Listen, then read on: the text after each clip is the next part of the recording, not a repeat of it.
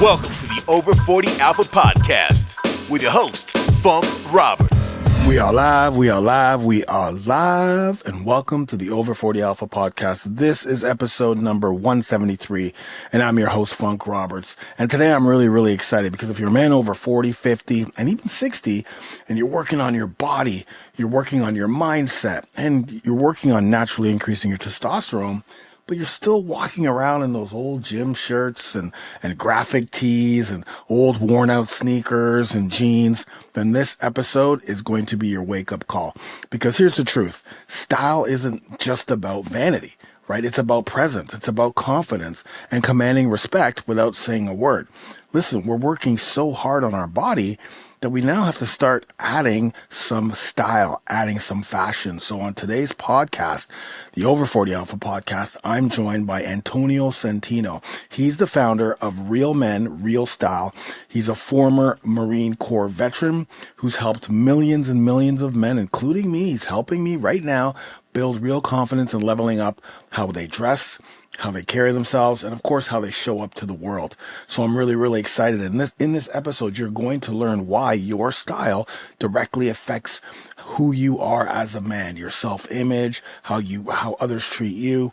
We're going to talk about some of the biggest mistakes men make over 40 when it comes to their wardrobe. We're also going to dive into what types of shirts and pants and other fashion you should be buying and adding to your wardrobe so you can upgrade as easy as possible. So I'm really excited. So listen, whether you're a high performer, whether you're a retired warrior, whether you're just, doing the 9-to-5 grind, it doesn't matter, because as we get back into shape, as you get back into shape, how you show up matters. We can't keep wearing the old school 80s, 90s, even these cutoff shirts when we're going to the store, when we're going to work. We want to look good. We want to feel good. So grab your notebook, throw on your cleanest tee or your polo, and get ready to step into the next level of fashion, of power, and of presence. But before we get started, this episode is sponsored by the New Wave of Man collection.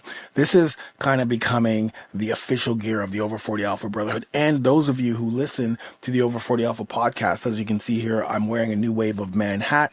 You'll see in this podcast episode, I've got the shirt as well. But this isn't just about clothing, right? This is a movement. The reason why I launched a New Wave of Man is because it's our manifesto inside the Brotherhood, right? And it's a symbol of strength. It's a symbol of discipline. It's a symbol of, what it means to be a high-performing man in their 40s, 50s, 60s, 70s, and beyond, whether it's in the gym, whether it's leading our family, whether it's, in our community, at work, dominating our day. This is a mission. I want over 1,000 men to start. I'm starting low with 1,000 men wearing the New Wave of Man gear, whether it's t-shirts or hoodie, the hats that we have and other things. And, that's just basically what you're doing is you're stepping into the new era of man. We're fighting for our manhood, but we should also be at the same time stepping up as a new wave of man, physically, mentally, emotionally, and spiritually. So you can grab your shirt or your hat or your hoodie, dive in and become part of this mission, part of this movement at over40shred.com/NWOM. That's New Wave of Man. So N is a new, WOM. So it's over40shred.com/NWOM. Grab your gear today, and I'll see you on the other side. Enjoy the podcast. Welcome to this episode. And today we're going to dive into a topic that I think every single man over 40 needs to master, but very few talk about. Things like how to look sharp and how to feel powerful and how to carry yourself like a king through the power of style. And to guide us through this amazing journey is literally the certified expert. He's a Marine Corps veteran turned fashion mogul and the man behind probably one of the most influential men's style brands on the planet, which is called Real Men, Real Style. His YouTube channel has over 3 million subscribers, and he's on a mission to help men build confidence through the clothes that they wear, the watches that they style, the fragrances that they put on. So I'm really excited today to have my man, Antonio Centeno, a husband, a father, an entrepreneur, and a leader in the space of masculinity and presentation. Antonio, thank you so much for being here, brother. Funk, it is a pleasure to be here. Thank you for having me. So let's get started. What, once you take us back, like how does a Marine end up becoming a global leader in the men's fashion and confidence, niche? Like take us back to your origin story. Sure. I was born out in California, but got to Texas as soon as I could. I was raised in a trailer park in West Texas and went to college in Iowa.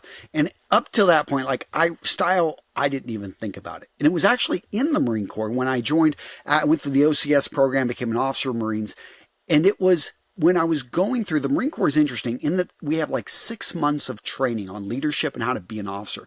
And a big part of leadership is looking the part, not just being, of course, you've got to be able to do the work, but they talk about the importance of uniform, the importance of the way you present yourself, of your mannerisms. Literally, we spent hours learning how to eat at fancy meals. The Marine Corps, we guard embassies around the world. We have bases, near Washington, D.C. 8th and I is in Washington, D.C. And it's one of those things that you will find yourself, if you are a Marine officer and you stay in for a while, dining and having very, at state dinners or events like that. And you realize that there is a form of mannerism and etiquette. And a lot of the Marine Corps, we come from very humble backgrounds. So they're not assuming anything. They're teaching you your uniforms. My first custom suit was my uniform in the Marine Corps. I went to the Marine shop in Quantico, Virginia, and it was cut and built to fit me. And what's amazing is when you have clothing that enhances your natural, at the time, most Marines, this is probably the time in our life when we're in the best shape of our life. And to have a uniform that enhances your natural masculine build, all of a sudden, I was I think a pretty average looking person. But when I put that uniform on and I would go out with some of my buddies, it was something we were having to push the women away. It was an eye-opening experience for me, and I never forgot that. So going into the civilian world afterwards, I left at the end of 2003 after a trip over to Iraq and Afghanistan, all that fun stuff over there. You're getting out, and I went to business school at the University of Texas, and I was amazed at how this stuff that I had taken for granted, looking the part, a uniform. Of course, a man that has nothing to offer in a suit, it's an empty vessel, but a man that has great things to offer, basically when you see that style is nothing more than shining up the diamond that you are and allowing the world to see it, versus anyone that's been in South Africa, you've probably stepped over a diamond and didn't even know it because you didn't recognize it for what it was. And there were so many men out there that they are these unpolished diamonds. They're kings in the sense, but they're three-wheeled Ferraris. They've got the enthusiasm, they've got the experience, they've got the education, but what they're missing is that fourth wheel, which is the image and the presentation that lets the world know in a millisecond who you are and what you stand for. And whether you're a lawyer, whether you are a mechanic, whether you're starting your own company or you're running a nonprofit, it's safe to say people have an image in their head of what a successful person in that industry or doing that type of work looks like. And so if you've got your own lawn care business, why wouldn't you dress in a manner that you send trust to that single mother on the other side of the door who doesn't know you from Adam, is waiting for you to show up. But if you knock, and you're working all day, but you don't need to look like a slob or look like someone that's scary and intimidating. But if you've got a company uniform and if it's got your company's logo right there on the chest, she's going to open that door versus, again, you're a working man, but you don't look the part of, and that's what I love is that style isn't about the suit. Style is about you sending the message you need to send to be able to do your job and do your job better and get, in some cases, even compensated more. There's a whole school of economics out of a guy named David Hammermesh wrote a great book called Beauty Pays. And he talks about how and this is average. The average person, can make $250,000 more in their career just by dressing the part. That's average. If you're a higher earner, which I know a lot of the guys that listen to your podcast and are part of your programs are, it could be triple to 10 times that you would earn simply by looking the part that that you already know who you are and that the world can see that. Yeah, I agree with you. I think, specifically for me, when I was, doing the corporate, when I transitioned from a professional athlete into the corporate world, I remember going to Thailand and getting like a fitted suit, right? I would have just regular suits. I'd go to Moore's and get regular suits. But then when I came back from Thailand with that fitted suit, it was like night and day in regards to how, you're showing up to sales calls and you're presenting, and just the way people looked at you, was totally different. So I can totally, I understand that. But so when you went to, I'm gonna take you back a little bit, because from the Marines you went to you've Texas, your business school. Were you dressing well? Like, what was that turning point? Because were you showing up to class like dressed? No, I was pretty well? casual in the way Okay. that I would dress. Yeah. But we would have companies, Dell, McKinsey, Bain. These top level consulting companies, these top level companies coming to recruit. So it was something that you needed to have a suit on there because they expected you to dress the part. If you were going to be going into corporate America, going to work for, Goldman Sachs out in New York City, that it was something. Now, this was all new to me. Yeah. But what I did know is I knew the basics of how to put a uniform together, of how something should fit. I could tell bad fit from good fit. So I actually used a traveling tailor. The first time I used one was over in Ukraine. And this gave me the idea for my first business, which ended up failing. But from it, I got the ideas for Roman Real Style. My first business was called A Tailored Suit. And I worked with a traveling tailor when I was over in Ukraine I was interviewing at business schools and I needed to look the part. And I was going out, I interviewed at Harvard and what was the other one? Cornell over in Northern New York. And it was just something that I was a bit intimidated by these Ivy Leagues. And I'm like, well, I'm going to look the part. And I knew I just couldn't go with anything off the rack. So I found this guy that would build me a suit. He had it made in Shanghai, delivered to me. And I'm like, this is friggin' awesome. It gave me the idea. And it kind of sat there, but I ended up going to business school. But I was always thinking, like, this guy I spoke with, he told me straight up, he's got a 4th grade education, yet he's making $500,000 a year going around measuring and delivering suits to people. And I'm like, that's better money than most of these jobs are offering out of business school. And I realized, well, he did that with, what if I took what I've learned in business school and apply it and start that company? And that was the first company that I started out of business school. But to answer your question, back in business school, I did get some more custom suits, worked with another traveling tailor. And I just saw this industry and what it was capable of. And so that was gave me there's an opportunity here for entrepreneurship. I also noticed that a lot of my classmates needed help. These were very smart, intelligent people that took care of their bodies. They spent a lot of time in the gym, yet they wore suits that looked like, if a wind caught it, it would turn into a sail and they'd fly across the campus. And I was just like, or their shoes. I'd look at like they've got a decent looking suit, but their shoes were scuffed, were dirty, and this seemed to me like pretty basic stuff. So I realized, again, and kind of put it in the back of my mind, there's a need for this education. There's a need for this service. A tailored suit didn't work out. I didn't own the factory, and it was very difficult. The idea was I remember reading how Mark Cuban just bought a jet online. And I'm like, well, if people are willing to buy a jet in 2004, 2005 online, would they buy a suit online if you could enter your measurements? We were ahead of our time. Now it's actually pretty common. There's a number of businesses out there that do this. Even one that you can take pictures of yourself and they will actually size you up without even the measurements. Wow. But at the time that I was a bit early, it did not work out. But what it did show me is I was creating content on that website to be able to draw in people early. They didn't call it information marketing at the time. I just thought, create content, people find you through SEO, which really didn't have a name for itself at that point. This is 2007, 2008. Yeah. And sure enough, all of a sudden I started blogging and creating content. People started arriving. And in 2011, 2012, we made the transition as well to over on YouTube. Again, I was early. I don't think I was the best. I just simply happened to see another guy, Aaron Marino, Alpha M. What's interesting is I knew what kind of traffic I was getting on my website, but nobody could see that. With YouTube, you could see the numbers that people were getting. And I realized for companies that would pay money to advertise there, that was really important to be able to see those numbers and the transparency it provided. And again, it's not right for everybody, but for me, I like to talk. I like to engage. I'm a horrible writer.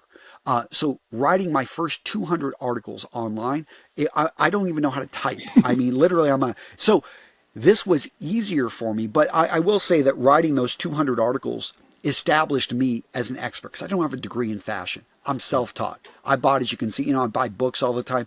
I would just read and I would then regurgitate based off of my interpretation and how I would make it, apply, a little bit more practical.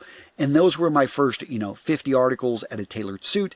That expanded to a couple hundred articles over at Real Men, Real Style. I wrote with a few other blogs, gave them, free content, and they linked back to me. And this is by 2014-15 though. I could see the opportunity was YouTube. And that's where we started focusing, and we grew our brand out of YouTube. Yeah, I mean, your brand is absolutely incredible. And I have a question, like, so you said that when you were in school, you saw your classmates, mostly, I guess, the guys who weren't dressing well. And do you think that's because, like, I was never taught how to dress. Like, no one taught me, like, women, fashion's a really big thing for women. Like, that's just something that women are more geared towards. Whereas men, and correct me if I'm wrong, I don't know what your opinion on this, is it just because men, no one's really telling us that stuff, and then it's kind of like maybe they feel like it's a little bit feminine to be thinking more about fashion. It's just like, oh, let me just throw on this shirt and whatever. Well, like you said, like I think for a guy in his 20s, it's a different world. But for your audience, guys in their 40s, 50s, 60s, we grew up in a world, we remember there was a word metrosexual. Nobody uses that word anymore. And it's become much more accepted for men to care about their style and their image. But for a lot of guys in their 40s, 50s, and 60s, we grew up in a time period that you'd get called certain things if you cared too much about style. It was reinforced through society. It was also reinforced by our friends in the locker room, things like that. But what's funny is, but you look at it, and I'm not... Everything there are, I think when it comes to earning power, when it comes to reputation, when it comes to education, when it comes to taking care of your body, those things are, to me, prerequisites for, like, you need to have that. I would rate those above style. But if you view it like a chain, it's like, hey, there are really important things in your car. Like, I would say the engine is super important. The wheels, the tires, the suspension, really important. But you know what? Like, having a body, a frame, like, it's kind of nice too, making it more aerodynamic. Because what do we see when we look at a car? We see that outside frame and the paint job and all that stuff. Now, is that as important as getting from point A to point B? Most guys would say no. Like, I could go with a frameless vehicle and still get to where I need to, but it's not as nice. And you can see how it really just adds, it's that finishing touch to a vehicle, which really makes it what people see. Now, the engine, of course, incredibly important. Tires, grip, all that stuff. But why? It's not like they're mutually exclusive here. To me, style is just part of the chain of a well put together man. Yeah, I agree as well. And I think that, like, for the guys who are listening, and most of the guys in my membership, like, they've transformed. Like, they were completely out of shape. They're at a low point in their lives, maybe in their 40s or 50s or 60s or 70s, trying to figure out what's going on with their health. And now they've transformed, right? Now they've got this new body, and now it's time to upgrade, right? To upgrade into a new style. But like you said, when we were younger, for a lot of us, that wasn't something that we focused on. So it's not something that we would really focus on right away. We'd probably go back to buying the same type of clothes that we wore, but just buying a smaller fit. So what are some of the big mistakes that guys are making in their 40s, 50s, 60s when it comes to styling? Well, the first thing is straight up, they just don't even know it's an issue. And especially guys maybe that are very comfortable, that are doing well. Most people aren't going to say anything about this because they view that as being nice. But I find the men that are most inclined to make the change, usually something's happened to them. Something, they've gone through a divorce. They have had a huge weight loss, so they can't actually wear the clothing anymore. And I think the first thing that I always ask these guys to do is think about, what's the message you want to send? Maybe they have a child. Sometimes, first child is born, or they're going through a transition. They're changing careers. Think about what you want clothing to say. Because as much as society says, yes, it's important who we are in our hearts. But the reality is, and we know this as men, we judge based 100%. off of, we're very visual. And when you look at a woman, there are certain things that you notice from a distance of 100 meters. We pick up silhouette. We know it's a woman based off proportions, based off of just the silhouette and the curves. Now, when we get up closer, we start to pick up other details. But women do the same, and men do the same thing for others. We look at potential business partners because what if you see a guy with whose shoulders and whose chest is larger than his midsection, which I know a lot of you guys listening have put in the work to actually be able to have that. Well, guess what? That signals health. That signals that most likely this guy is not going to die of a heart attack anytime soon. Now, I don't know about you, but in business, I want to work with someone that's healthy because that tells me they're going to be around. They're going to have energy. They are going to be able to bring the A game. Now, of course, there are anomalies. Chris Christie, it's like, the governor of New Jersey. It's like the dude, he's a bigger guy, but he carries himself, with confidence. And there are always going to be anomalies of people that don't care about style. They're going to bring up Mark Zuckerberg or something like that. But the reality is, for most men, being able to understand, hey, there are certain styles that are going to work for your body type and are going to just enhance and make you look better. Because even if you are a big man, you look at, old Chris Christie, the guy dresses in a manner that he owns it and he looks good and he still wears suits and he has them custom made to his build. And even if you are a larger guy, you don't have the perfect body or you've got square shoulders or you're exceptionally tall or maybe a little bit on the shorter side, you can have clothing that's cut in a way, and this can be casual clothing as well, that it just makes you look better. I know there are entire companies devoted to men that are, shorter than 5'7". Because if you're 5'2", one of the problems is that proportionally most clothing is not made to look good on you. Right. You're going to find that the cuffs, the collars, everything it's made for a guy that's larger. And you want to have your things a little bit smaller, so proportionally you look more towards the average, because you want, and it's nothing against, there are certain, in people's minds, stereotypes, there are biases, and you want to put those things to rest. You don't want to come off as maybe, a dandy, but you do want to come off as a guy that, hey, I pay attention to the details, I look good, let's get to business. Yeah, I think fashion is 100% something that every man at our age, 40s, 50s, 60s, needs to focus on, because when you're working hard to make this change, and then you've made the change, right? So now you've worked hard to make that change, and no matter where you're at in your life, even if you're retiring, when I see a guy who's like properly put together, specifically older, right? Because, like you said, the younger generation, they spend a little bit more time on fashion, right? They're more attuned to fashion. Whereas at our age, Gen X, that wasn't something that we focused on. So when I see a guy in their 40s, 50s, 60s dressed really well, like very, very well put together, right off the bat, okay, this guy, I can see the masculinity in him, or I can see the confidence, or I can see and it's not just about success, meaning he makes millions of dollars, just the fact that he carries himself very well. So no matter what he does, whether it's a 9-to-5 job, whether it's, lawn care, whatever it is, he really is put together, right? His physique and the way he dresses. And right off the bat, I look at that person with a little bit more, I just put a little bit more stock into that. A little bit more respect. And if you've 100%. got, and the thing is, 100%. opportunity and hidden doors. So what I find is when you dress the part, all of a sudden, doors that were hidden, small opportunities that others wouldn't have even presented to you, are all of a sudden opened up.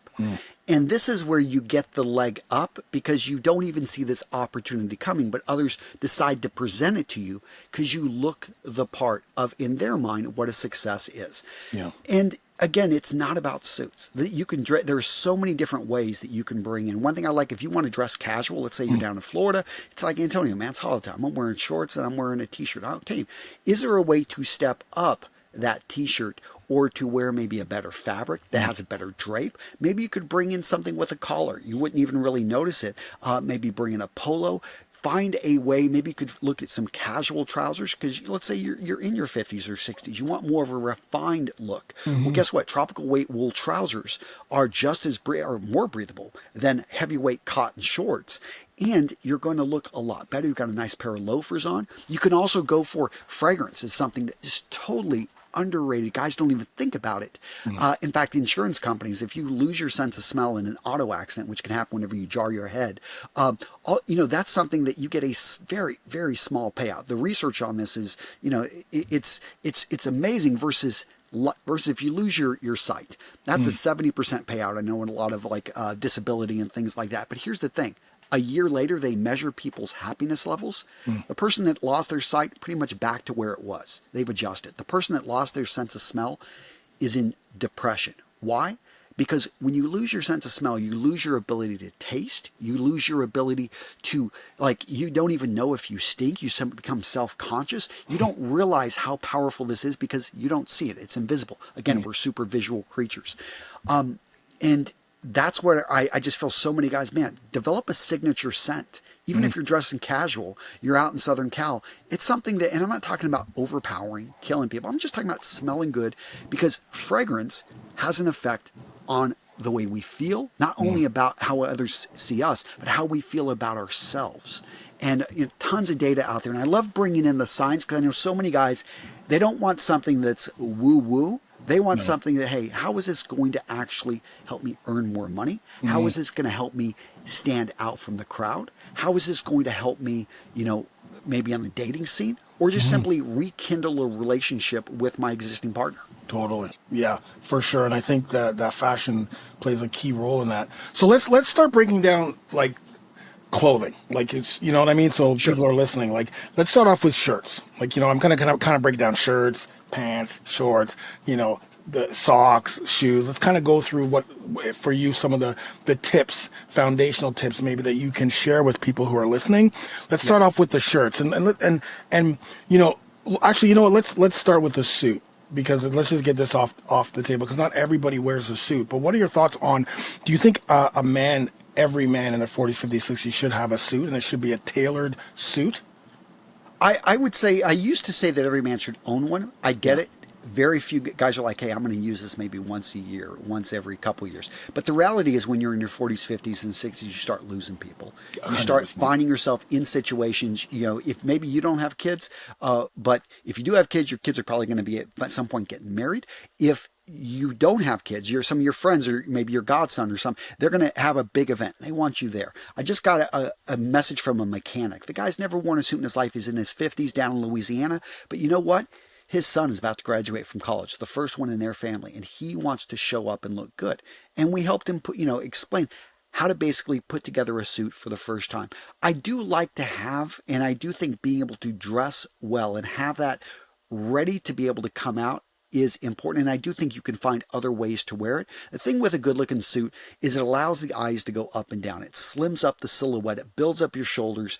It helps you stand apart. I think the biggest couple things holding most guys back when it comes to suit. One is they're just like, am I ever going to wear this? I do think if you look for opportunities, again, you want to rekindle the relationship with your partner. Yeah, you've been with her for 20 years, but you know what? Say, hey, babe, I got plans for us this Friday.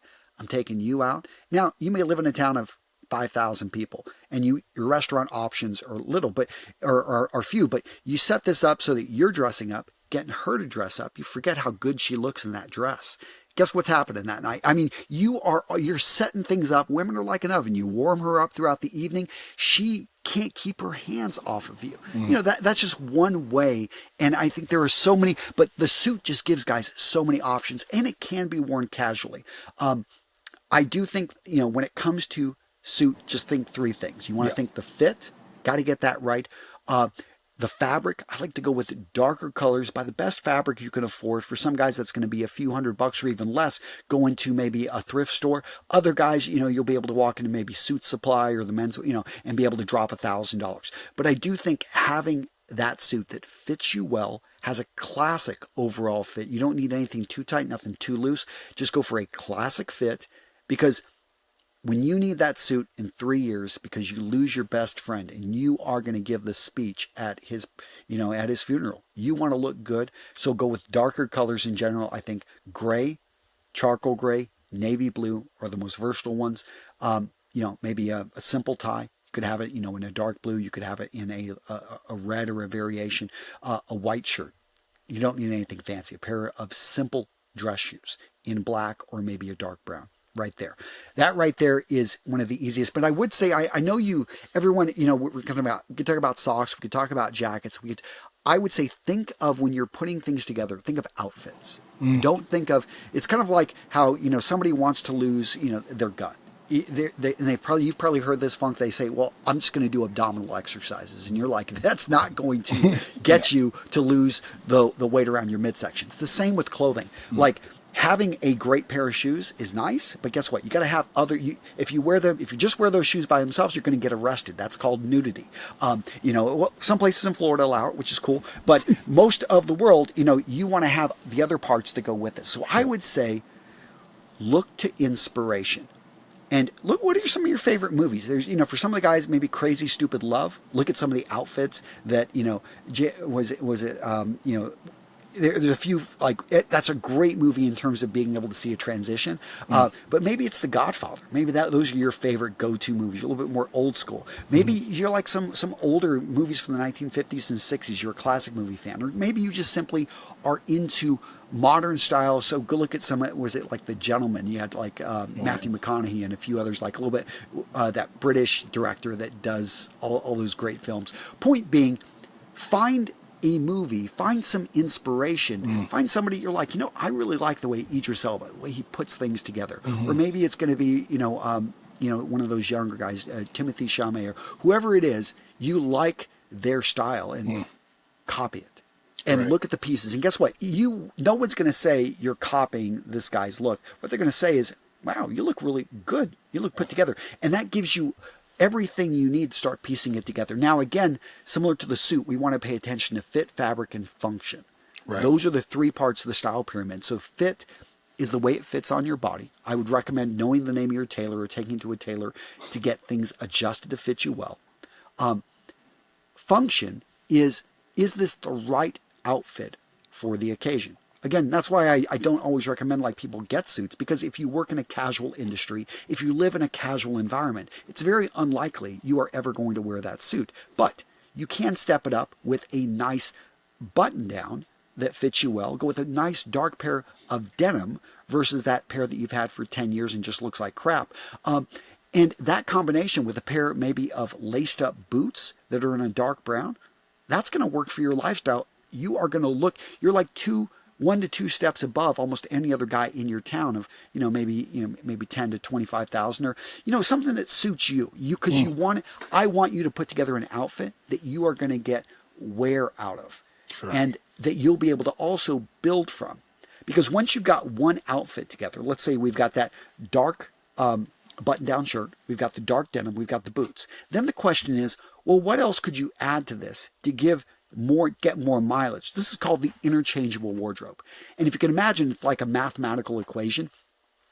Because if you take, most guys, when they think, if I've got 3 jackets, or if I've got 3 shirts, if I have 3 pairs of jeans, and I have 3 pairs of shoes, I've got 3 outfits right there, right? No, well, if they all match each other, instead of 3 outfits, you've actually got 9. 27. You've got 3 times 3 times 3.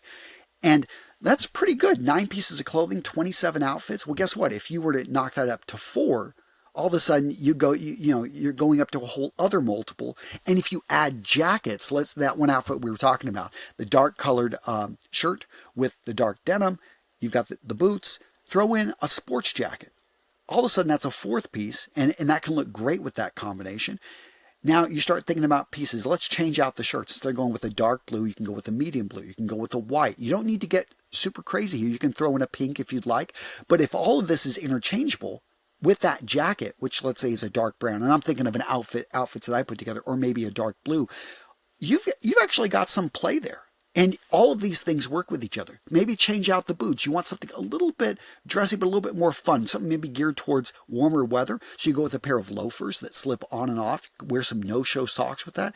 And the denim, it's going to be a little bit heavier for that warmer weather. So could you go with just a pair of chinos? Well-cut chinos that look good, that fit your body well, because again, you spend a lot of time in the gym. And I always encourage guys to reward themselves. Your guys they're working their asses off, taking care of their bodies. Why wouldn't you want to wear clothing that shows the world that you take care of your bodies, that you are, in your 50s, but you know what? You've got a better looking body than you did in your 20s. And a guy like that, he is going to look like he is aging like fine wine versus spoiled milk. And it's something I think I love seeing a man in his 50s, a man in his 60s that's coming into his own. I don't remember which philosopher said it, but maybe it was Adler or something, that it's not till a man is in his 40s that he starts to live. Yeah. And it's never too late. Like you can learn so much about and improve your style. Another thing I love about it, the gym, yes, you can feel the gym high, but usually, it takes 30, 60, 90 days sometimes before we start really seeing progress in the gym. Totally. I'll tell you, 90 minutes, if you know what you're doing in a good menswear store, you can see huge improvement in your style. For sure. Yeah. So, you said a lot of words and stuff there that probably 99% of the men don't even know, like chinos and all of these like a lot of people don't know that, which is probably why they don't have that that ability to like try to figure out what their style is. But I'm going to pull it back a little bit because I think if we can just package it in a way that it's like, okay, let's start off here. And then what would be the 2 or 3 or 4 types of pieces of clothing that person could start looking into. Like, I agree with the suits. I'm going to go back to the suits because at the age of 40, 50, 60, 70, like you said, you start losing people, you start gaining people and losing people, you start losing friends, you start losing family. And yes, you may be someone who has to, to deliver the eulogy, or what I generally tell my guys is as we get older, we become the patriarchs of our family, no matter what. Your family looks to you. Yes. Even if your family's all over, and you haven't seen some of these people for years. When you've got the gray hair, when you've got that experience, it's just they look to you. 100%. And you may not feel that you're ready, but here's the deal: that suit is like a suit of armor of old, and it protects you, and it enables you to go on there and do your best.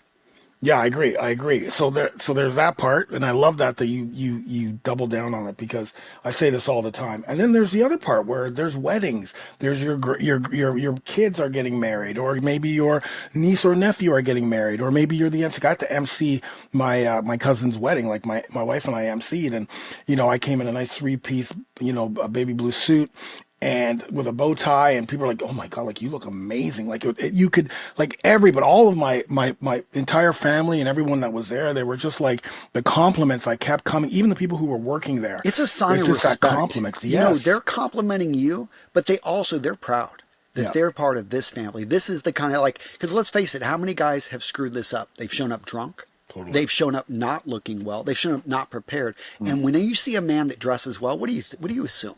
You assume that he's prepared. And even if he isn't as prepared, like they got entire studies on this where musicians come out, they're dressed the part or not dressed the part. Guess what? Who played better music? Everyone assumed that the guy dressed well played better music. It was a recording. It was the same music. Yet people, when you dress that part, they give you that little bit of leeway. They give you, it's that halo effect. Yeah, so I agree. I think the suits 100%. Every guy should have 2 to 3 suits. They should be fitted. I think they should be fitted. Take the time and put the money into getting these fitted suits. Let's talk about shirts. So let's talk about button-down shirts, and then what other types of shirts should guys have in their wardrobe in regards to, Yeah, straight up, the T-shirt is a classic. It's been around for over 100 years. Came out of the U.S. military. It was worn as an undershirt, though. That's why it's still considered casual. Now, if you have a brand like you do, this makes perfect sense. Yeah. And what's great about a T-shirt? Shows off your body. In your industry, you take care of yourself. This is all social proof. If I were at a conference, I would expect somebody that is wearing a T-shirt, they're in the fitness industry, to be wearing a T-shirt with their brand on it. That makes total sense. There is no betrayal of expectation. But if you owned a finance company, if you are in the insurance industry, if you are a consultant, there's a little bit of a different expectation. If we're at a legal conference, I expect you to dress a certain way. Now, of course, you could try to go against that, and there are many people that do. But still, you want to be. So with shirts, the level of formality of them, T-shirts in general, anything without a collar, anything that is got that stretch, cotton to it, that is going to be, these are all more casual. Now, a step up is the Henley. Henley's been around for over 150 years. This basically is made from T-shirt material, but it has just some buttons right there at the top. You're going to see long sleeve, you're going to see short sleeve Henleys. I love these as a step up from a T-shirt. Okay. In addition, most Henleys do not have, because T-shirts, there are T-shirts and T-shirts. I do like T-shirts made from a nicer material. Sometimes bamboo, they're going to be a little bit thicker. They've got a better drape to them. I also like V-neck T-shirts, and I love T-shirts that do not have any type of logos on them. Yeah. Nothing against a big, those T-shirts that have funny sayings and I'm with stupid. That's funny, but you know Time and what? place, time and It's not place for something you those. want to wear necessarily every day. So keep it simple. The simpler the style is on the garment, usually the little bit dressier it is. But getting away from V-neck T-shirts, which again, dark colored, I think is great on a summer day. White, classic. But stepping up Henley, and then above that, we start getting into collared shirts. Yes. The polo. Now, the polo has a soft collar, most of them out there. There's companies I know will work with one of Collars & Co. They actually make a stiff dress shirt. Yeah, I love it too. It's such a versatile shirt. But, so there are hybrids and stuff like that. But the polo is a step up. It brings in a collar. Now, don't be afraid of collars. Collars frame the face, and they make you look better. It's a small step up, but it's a big difference that we are conditioned to in the Western society to look at a man wearing a collared shirt as a step up. So if you want to take those same shorts and wear them with a polo shirt, it is a big step up from just wearing it with a t-shirt. Now, beyond the polo, we now start getting into more structured shirts. So these are shirts that we would consider button-downs. Now, button-downs are not dress shirts. They're usually going to be in a more casual, looser color. Flannels are probably the lower end here. But again, once you start getting into very plain weaves, they almost start to, and the line between button downs and dress shirts is there is an overlap here. The shirt I was talking about earlier, I have a number of button downs in my go-to color is navy. And the reason being, I've got 7 kids, 5 are mine. My 2 nephews from Ukraine came to live with me. But the thing is, I'm around my 3-year-old. When she's got those greasy, dirty hands, yes, I try to mark them, but I am never going to turn her away. I'm like, I want to wear clothing that's practical, that can cover stains a bit, and I like darker colors in general. But these are, and most of my wardrobe, by the way, are button-downs. Now, dress shirts, by definition, are going to be white. But nowadays, dress shirts, we're going to see them in a wide variety of colors. These are made usually from a tighter weave. They have usually they're made to be ironed. They are going to have, from the collar to, and they come in a variety of colors, but dress shirts are the highest level of shirts. I'm not going to even get into black tie and that kind of stuff. That's a whole other world. But dress shirts usually are going to be in lighter colors. If it is a darker colored dress shirt, that is technically a button down, but the distinction. And you're going to see some changes in collars. So you'll see if a collar's got a button on it, that is a casual collar. Nothing wrong with that, especially if it's in an Oxford. That's a nice, very nice button-down type of shirt that, especially in a pastel around Easter time, can look great. But the problem with just going with shirts, and we're going to make the transition to the jackets, is that you're at the mercy of your waist and your drop. Basically, if you have a square shape, shirts are fine. If you have a drop where your chest is larger than your midsection, shirts can look really good on you, but you need to make sure that the shirt is darted, that it's brought in. Again, this is something you could do yourself if you don't have much money. The tutorials are out there. I've put them out there. But you could also just go to your local tailor. You'd be surprised what a seamstress, or talk to some of the other people in your family. See who could actually pull you a favor. You go over and you do some work in their yard, and they, while you're doing that, they're just simply cleaning up your shirts. You'd be amazed at the skills people have. Point being, if you are in really great shape, it is something you need to have things adjusted because they're not made to fit your body type for the most part. That being said, the guy that's got a bit of weight around the midsection, this is where the shirt can only do so much. And I would recommend that you try to keep your trousers and your shirts a similar color, maybe even your belt. Pay attention to that, making sure it's a similar color as those combinations. This allows the eyes to go up and down and we don't get caught anywhere. What you don't want to do is wear a white shirt with a dark pair of trousers. And if you have a large midsection, what are we going to do? We're going to be drawn to the contrast. That's right in the middle. That's what we don't want. And that's where the jacket is such a great tool. Because what does a jacket do? When you put that on, it builds up the shoulders. Always great for men. It lengthens the appearance of the torso because jackets cover, and a good jacket should fit right, at the curvature of the buttocks. So right in the back area, it's going to lengthen that. And when buttoned in the front button, it looks good. I mean, look at guys like, if you're in the Marvel Comics, the Kingpin. The Kingpin is not a fat slob. He is large and in charge. You don't get in his way. And there are tons of guys that I love it when a man, he simply takes the time to dress well with the body he has. And a suit can do a man, and it doesn't have to always be a jacket, a suit jacket. Okay. There are blazer jackets sports jackets. These are a little bit more casual, not to be made with a matching pair of trousers. And below that, all of a sudden you start getting into bush jackets, safari jackets, fatigue jackets, denim jackets. Again, we're getting casual here, but you know what? A good looking leather jacket or suede jacket thrown on, it can slim up the silhouette. Now, understand, these are casual jackets, but you know what? Yeah. Again, for a guy that's got 50 pounds that he's going to, be losing, working with you maybe in the next year to get rid of, here's the thing. This will temporarily just allow the eyes to go up and down, especially if he gets the trousers. And I say trousers, that's the proper term for pants. Pants, to those over in the UK, they're always like, why are you talking about underwear? Point being is you got tons of options too when it comes to trousers. If you got a suit, that's a jacket and trousers made of the same material. Yeah. But you've got tons of, so I talked about chinos or khakis. These are made from a cotton material.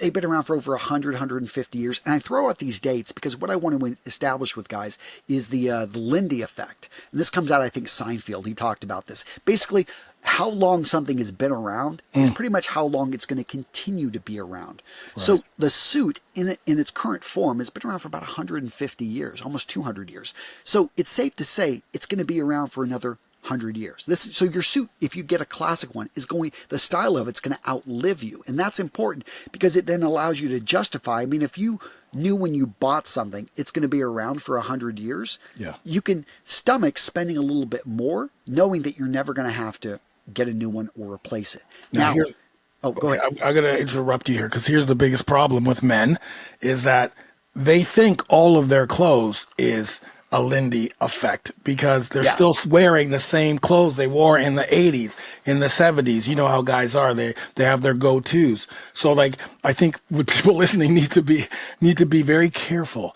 of what the Lindy, it's not your Lindy effect, or it's not what you think will last. Yeah, the lifespan, if you normally wear, so if you get a great, things do not, it's not going to go out of style. I probably need to correct. Yeah, there are certain things like a watch. Not this one.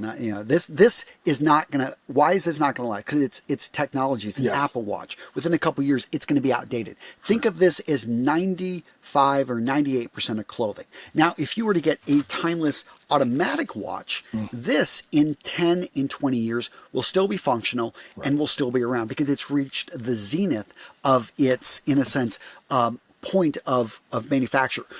Now, with clothing, and to let you know that no clothing, unfortunately, because of the way it's made, is going to last super long, especially if you're throwing it in the wash. Just simply look in your dryer. That lint does not magically come from nowhere. That is actually, so every time you wash your clothing, think of it like a video game.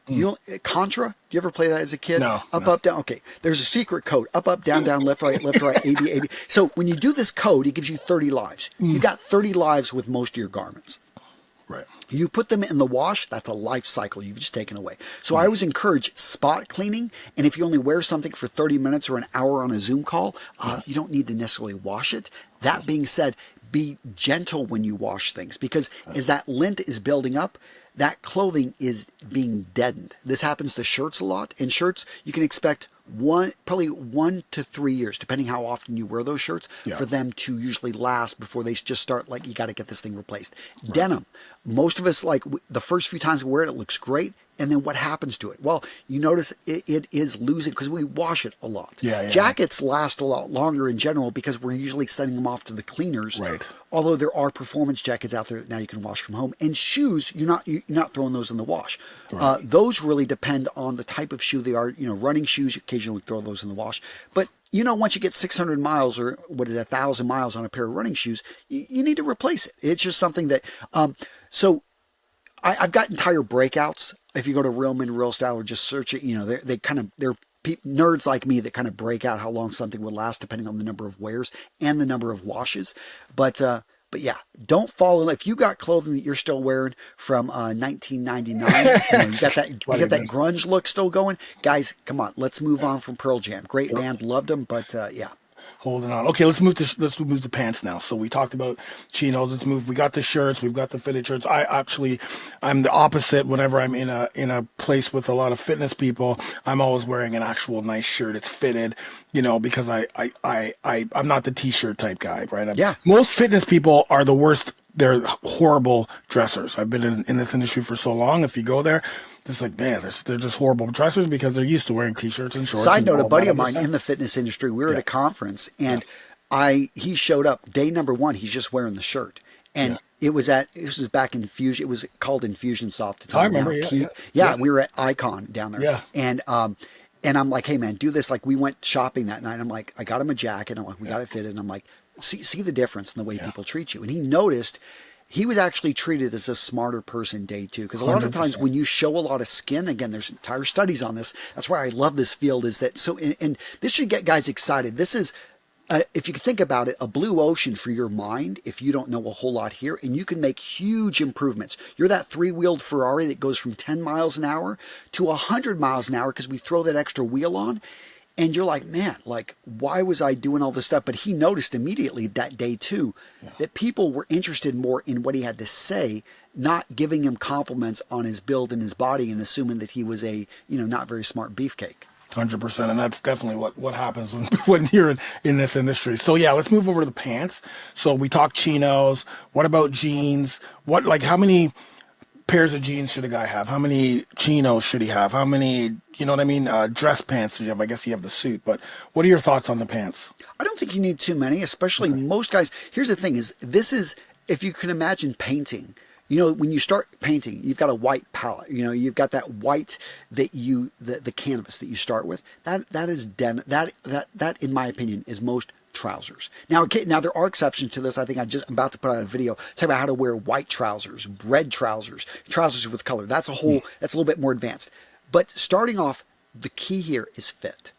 And when you find a pair of, let's say you're at the airport, you're at Johnson Murphy, I find that their trousers fit me really well. So guess what? When I go in there, I don't buy one pair. I buy 2 to 3 pairs of the same thing. Why? Because I don't want to think about it for the next couple of years. They fit me well, and I go with a color. Gray is the most versatile, but I know it's not the one most guys are going for. But dark denim, for most people, I find over 50% of the population, is one of the most versatile pieces they can get. Well, guess what? When you find that dark denim that fits you well, and yeah, it's $100, $150, but guess what? Buy 2, get the second pair half off. Take advantage of that deal and get 2 of the same exact ones. Maybe expand it out. I find but the colors you're choosing here are usually neutrals. And neutrals, that means that it's pretty much going to match anything. The shirts, that's where you bring in color, you have a little bit more fun because the price is usually lower and you can change those up. But you could wear the same trousers, the same pair of pants, I'm not recommending this, for a week, and no one would probably notice. They would just change out the shirts. Yeah. Yeah, I agree. I go to a place called State Liberty because of the way I have an athletic fit, the way my butt goes, the way my legs, I got big your thighs. Legs, so they have State and Liberty is a place that they literally cater to the athletic fit, but they're also nice and fit. So I find a pair of pants. Okay, these pants are perfect. They fit me perfectly. They're it fits well. So I have 3, 4, 5 different pairs, different colors, because I know that no matter what shirt I wear and what pants I wear, it's going to look good, and it's going to look good with my body. So I agree with you, buying multiple, you find a couple of shirts. I almost look at it as a consumable, like it's like toothpaste or something, except you think about how much time you spend looking for toothpaste. You don't. You just subscribe to Amazon. The same thing.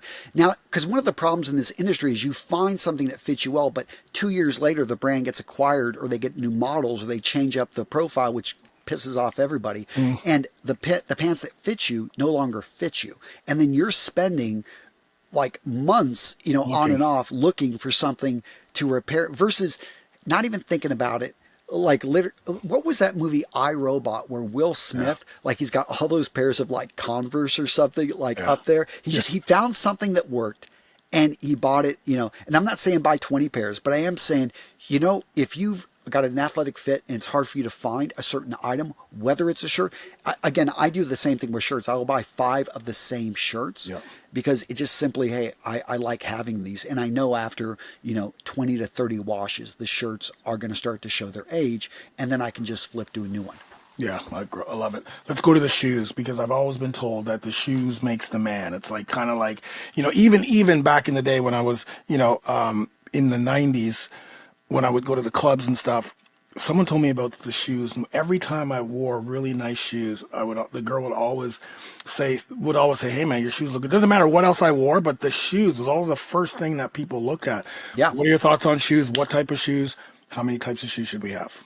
So, do we remember Michael Jordan for his hats or for his no, it's the shoes. Like, it was all about the shoes. That's where it was at. So, I mean, even in a casual environment, shoes are key. Right. Now, the reason shoes in men's style are so important is they're an end point. And so an end point, think of it like at a party. It's usually when you first enter and the last thing that happens. Everything in between has, even though it's just given as much time, it's usually not as important in our mindset. So whenever we're looking somebody up and down, we look at the face and we look at the feet. We spend a little bit more time there. Now, historically speaking, shoes have been a sign of status. If you were able to afford shoes in general, like if you go Game of Thrones, one of my favorite guilty pleasures, what do they steal from people after they kill them? They take their shoes because they were freaking expensive, and it was something, a lot of time and effort and money. Now we're beyond, or are we, beyond that point, but it is something that shoes are still to this day relatively expensive to a lot of the other pieces. Only maybe the jacket rivals the shoe in cost, but although there are shoes that are incredibly expensive. But point being is that shoes are still something that we look at, and it tells us in some people's minds a little bit about. And part of it, women really do notice, because I don't want me to make a general stereotype here, but I do have 4 daughters and a wife and a sister-in-law and a mother-in-law. And what do they all love? Shoes. 100%. They like to have a variety of shoes. It's a fashion accessory, and it's something that they look at. And I think for men, you don't have to go crazy here. I do recommend going timeless. I do recommend investing in quality and not going cheap, because it is, any guys out there that work in construction, if you go cheap on the foundation of the home or the building you're building, what's going to happen? The foundation, if that gives, it doesn't matter what, everything you've built on it is going to fail. And I think it's the same thing for a lot of outfits. Shoes are the foundation. And whether you're going casual, whether you're going well dressed, if a guy's going to be lifting weights in the gym, and he really wants to be in the right mindset. You don't show up with running shoes if you're going to be doing deadlifts. Right. Now, a lot of guys don't know this, but you start thinking about, it makes sense. It's better to be barefoot, because you don't want that. That's like, why would you be standing on a mobile cushion? So pay attention to the footwear. Yeah. What type of, so running shoes, loafers, you talked about loafers. So running shoes are for running. Okay. Training shoes are for training. But yes, the average shoe, I would say, first up, pay attention to the ones that are going to be making you money. If you work with your hands, you're out there, you own a plumbing business, you bet you want to have shoes that protect your feet. Sure. So I think it's Red Wing is right here. Yep. I'm near Minnesota. We got Red Wing. They make great boots. Thoroughgood is also in this area.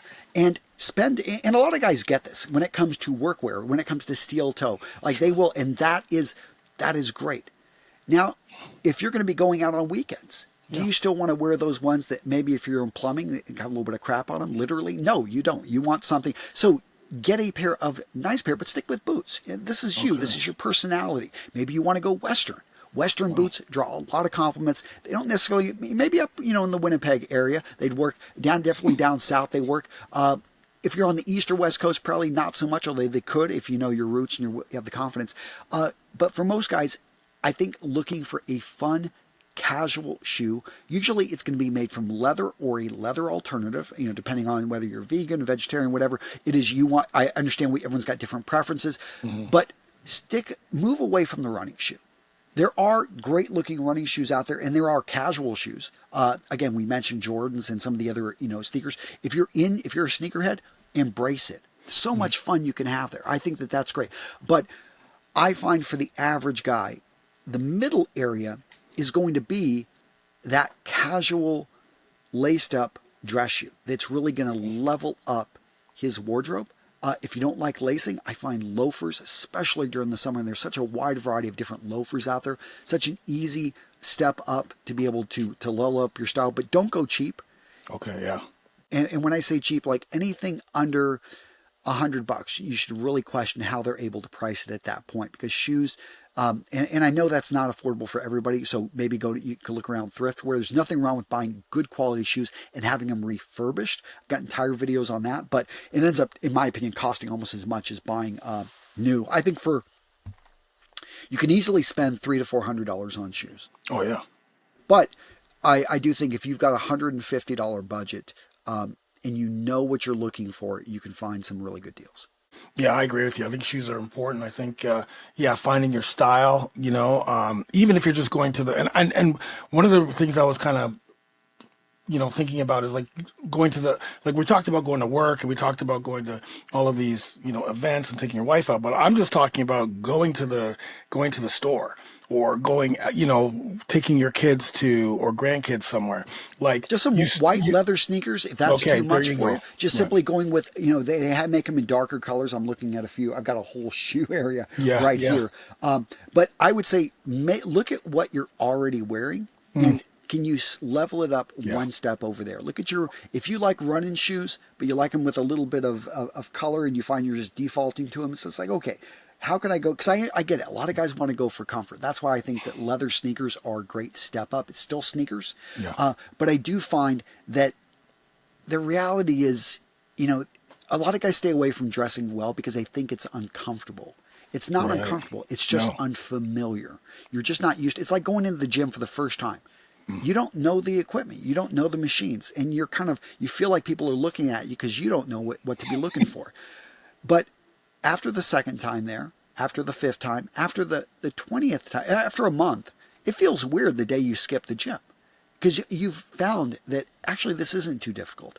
I can start to understand this. I'm starting to look good. And I find that a great place for a man to be is when you do dress down. When you, like occasionally, like I somehow get roped into last minute, my wife is sick. I got to run the kids around town. I was hanging out in just my sweats. I hadn't even showered. I feel almost odd. Naked. Yeah, just odd, not looking. Because again, when a man dresses well, you walk out, getting back to when you were there emceeing, people were proud of you because you represented the family. You represented them in a sense. You were part of their circle. And that's what you want to be thinking is when you're meeting with your daughter's teacher, like totally, you are representing, you are either going to confirm or you're going to, because in her mind, you're meeting with her, like she's doing, she's had some issues. So when she meets you, you're well-spoken, you're well-dressed, she's going to think, this is an anomaly. I know because I can tell, and we shouldn't be thinking like this, but we do. Oh, because, it's like, she comes from a good family. And that is going to put her like, hey, we need to put some more work here. I know she's capable of more versus you reinforcing, like look at the way this person behaves. Look at the way this person dresses. Like, no wonder the kid is acting like this. Oh yeah. Dress is everything for sure. So we've gone through a lot and I appreciate it. This is amazing. The first steps, but a lot of guys who are listening, hopefully they're getting a little bit more inspiration, more motivation to start focusing more on their fashion and their style and the way they dress. Where can people find you? Like where, because I joined your school, by the way. I joined the Real Style of Men School. Real Men, Real Style Community. I joined it because this is what happened. I took the quiz, although when I took the quiz, I was actually just taking it very quickly. Yeah. And so I was just like putting things in. I wasn't really focused on it, but because I wanted to get into your community. And so when I got the answer back, I was like, dude, you need help kind of thing, right? And so I'm like, but I do want that. I want to know that, I want to level up my fashion. I want to level up my style, and I want to ensure that I have the right wardrobe, the right things. I'm looking for the right combinations. And also I like the fact that when I went into that community and I started to see like everyone's thumbnail was like, these guys are in suits, they're dressed well. And it's kind of like, okay, I'm in the right place. I'm in a place. In our school community, that's a great place to start. It's absolutely free. We actually have 3 of them in the top 20 on school. So I'm pretty proud about that. Sam Evans has built an amazing product over there. But, and so we've got the Real Men, Real Style community. We just talk about style in general. I've got Watch Lover. We love talking about watches. And I have the Brotherhood of Scent, which is our fragrance group. And all of those groups are absolutely free. You can anyone can go find them, do a quick search. We've got a website with tons of information that like over 1 million men a month find. We also have our YouTube channel that people can go watch. But I do encourage men to make a little bit of a commitment. Of course, we've got courses, we've got products out there, but the commitment to school is pretty much nothing except you just simply answer our 3 questions, which you do need to answer. We do vet every single person. But we've got, in those 3 groups, I think combined, we've got like 15,000 men that are in there engaging and helping each other out. And I do find that is a great place to start, is to make a small commitment, a step in the right direction. But when you're ready, what I would encourage most guys out there is just simply make an appointment with the guys over at the best menswear store in your area. Perhaps treat yourself. You've been going to the gym consistently for 3 months. Well, don't be afraid to go out there and get yourself a new fragrance. Yes, it's a luxury, $150, $200 for one of these things. But you know what? It smells good. You feel good. And a fragrance is going to last you a year. And every time you put it on, it reminds you of, hey, I have proof that for 90 days I worked to become my best self. And we talk about olfactory conditioning and stuff like that. I love the melding of how this can just simply enhance the great man that I know many of your listeners already are. Yeah, I remember putting on Creed in Utah, right? And so we're walking down in Moab, and these 3 guys are walking like past us, and the 2 of them were like, "Hey man, you smell good." Like these were like men, and they're like, "Hey man, you smell really good." Like it was such a like, "Oh, that's okay, all right, man." Like knowing that, having that scent. Obviously, the women, if these guys are saying I smell good, then that's definitely gonna. I mean, not that I need. I got my wife, but the point is, the smell, right? Like just the fragrance that you wear, the clothes that you wear, the style, the watch, all of those things is a signal of listen, the amount of time you spend on your health, right? The amount of time you spend on your nutrition, the amount of time you spend on focusing on your mindset, the amount of time you spend on your kids and on your family and the community, you have to spend as much, I believe, of that time on your own fashion. Because like you said, if you're spending all of this time, you transform your body, you're looking great, but you're still dressing horribly, people are still going to look at you the same way. They're still going to have that old, yeah, I know you lost some weight, but you're still the same, right? You're still the same old Carl. But if you lose the weight, you have a different mindset, and you level up on your fashion, it's like, oh, okay, Carl's literally putting all of his effort into himself. That's going to make him a better man for his family, his community, people at work, people around him. So you got to level up your fashion, guys. You have to, 100%. That's why I love having. And it doesn't have to be difficult. One of the things that what we focus in on are systems and being able to adjust your habits so that you're doing things slightly different. You're doing them more consistently, so that again you are that rough diamond out there. And we're just helping cut you in a way and shine you up so that the world can see your brilliance. Yeah, that's amazing. So exactly where can people find you? What's the URL so we can put it in the show notes? Just go to realmenrealstyle.com. That's always a great place. Our website links out to everything. But if they just typed in Antonio Centeno, the Brotherhood of Scent, Real Men, Real Style Community into the mighty Google, we will pop up. So that's amazing. And guys, make sure you take that quiz, because that will definitely help you understand where you're at.